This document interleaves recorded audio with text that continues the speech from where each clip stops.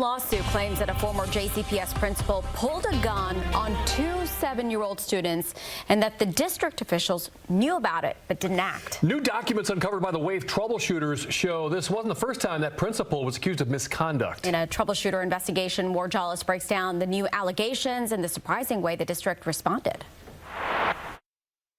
A new lawsuit filed Tuesday claims former Hartstern Elementary School principal Dwan Wright pulled a gun on two 7-year-old students back in 2019. The two boys had been called to his office for disruptive behavior. The lawsuit claims Wright, quote, opened his desk drawer and removed a gun, slamming the gun on his desk in front of the two children and saying, quote, if you don't get it together, I'm going to feed you to the wolves. This is a serious case. This is not a joke. What happened has deeply affected their lives.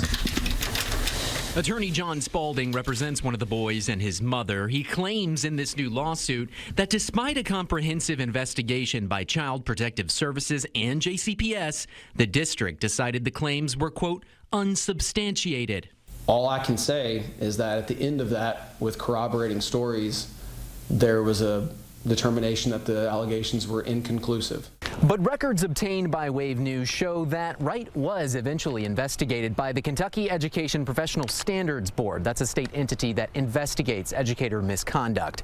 They found that JCPS was aware of this incident, despite Wright originally claiming that it never happened. In fact, the admission came from Superintendent Dr. Marty Polio himself. The documents say Dr. Marty Polio told the Board of Education in a letter from 2019 that Wright pulled a, quote, toy gun on the two second-grade students. At a bare minimum, it looked like the real deal.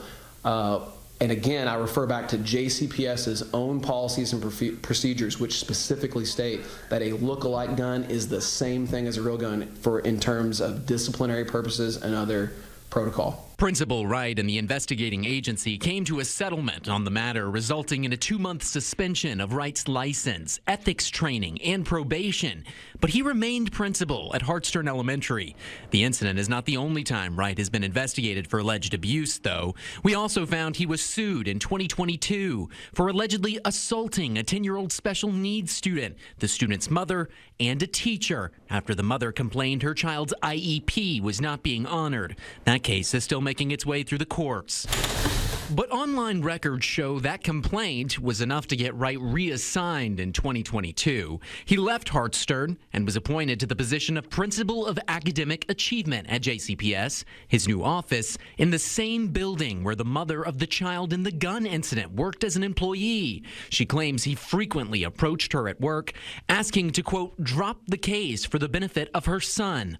Wright was eventually terminated from JCPS in March of 2024, nearly 5 years after the gun incident happened, but JCPS did not tell us why.